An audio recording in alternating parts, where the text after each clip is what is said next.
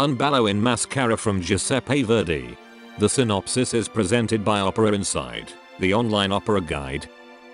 The roles: Ricardo, governor of Boston; Renato, his secretary; Amelia, wife of Renato; Oscar, page from Ricardo; Samuel and Tom, conspirators; Ulrica, fortune teller. In the governor's palace, soldiers and noblemen are received an audience. They praise the nobility of the regent. A small group around Tom and Samuel plans an attack on Ricardo out of personal revenge motives.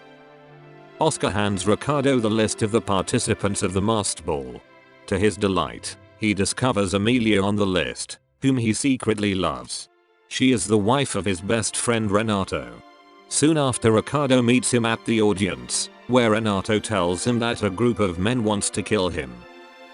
A judge appears and wants the signature for the banishment of Ulrica, a fortune teller.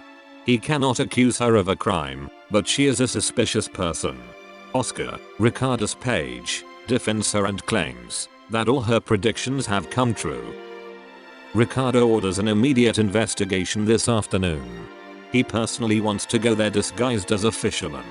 He invites his two friends to join him. In the cave of the fortune teller Ulrica, in the middle of the room, a fire burns in a witch's cauldron. The fortune teller sits in a state of trance at the cauldron, surrounded by women and men. First, a Navy sailor wants to know when his longed-for award after 15 years on sea will come from the governor. She prophesies the reward in the near future. Ricardo quickly writes a paper with a promotion to officer and slips it to the sailor unnoticed. Next comes Amelia. Ricardo hides and overhears her conversation. She tells Ulrica that she is a married woman trying to forget a beloved man. Ulrica tells her to pick a certain herb in front of the cemetery this midnight. Its juice will kill the passion. Ricardo decides to follow her tonight. Amelia leaves the cave. Meanwhile, Ricardo's friends have arrived and Ricardo, disguised as a fisherman, turns to Ulrica. He asks about his future. Ulrica looks at his hand and is shocked. She doesn't want to presage, but Ricardo insists. She prophesies an imminent death for him. Ricardo dismisses this as a joke. Laughing, he asks the fortune teller who the murderer will be. Ulrica prophesies that he will die at the hands of a friend who will be the first man to greet him that day. Ricardo reaches out his hand, but no one grabs it. Renato appears and Ricardo greets the newcomer laughing. Ricardo reveals himself as governor and explains her that her presage can't be correct because Renato is his best friend.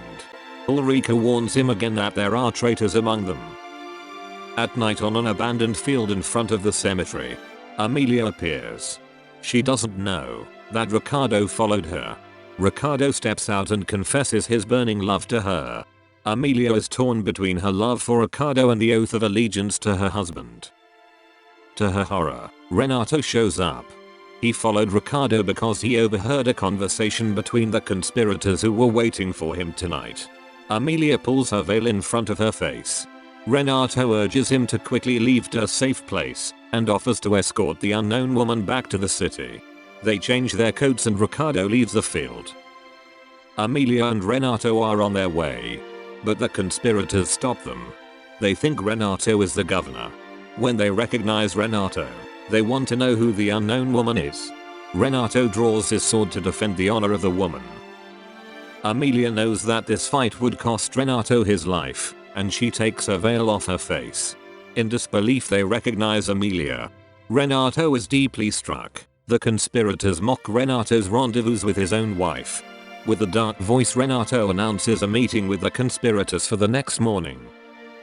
Back in the house, Renato announces that Amelia will atone for her adultery with her death. Amelia swears that her marriage has not been tainted, but Renato's decision has been made. Amelia wants to see her son one last time. Renato grants her this last request. Alone in the room, he breaks down. He decides that he wants to spare Amelia, but that Ricardo must pay for his shameful betrayal. Samuel and Tom appear and Renato tells them that he knows everything about their conspiracy. He wants to join them and be the one who kills him. Each of them demands this right for themselves, so they want to let the lot decide. Tom writes down 3 names and throws them into a vase. When Amelia enters the room, Renato wants her to draw the lot. Horrified, Amelia draws the lot on which Renato's name is written. Somebody knocks on the door. Oscar appears and delivers the invitation for the masked ball in the evening. The conspirators decide to kill the governor tonight. Ricardo is in his study. He has decided to send Renato and his wife to England to protect Amelia from adultery. He wants to say goodbye to her in the evening and writes the decree. Oscar appears and delivers a message from an unknown woman. She warns Ricardo of an assassination attempt during the masked ball. Ricardo goes to the theater where the masked ball has already begun.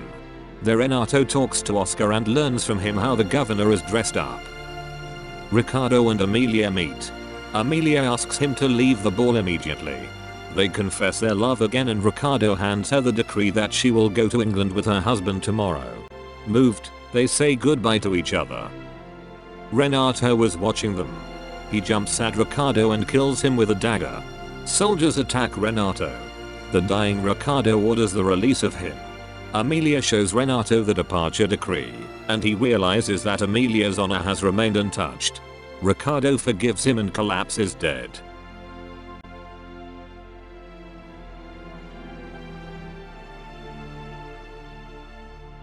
www.operaInside.com. All about operas. Learn more about this great opera, with interesting facts and great YouTube videos. Visit us.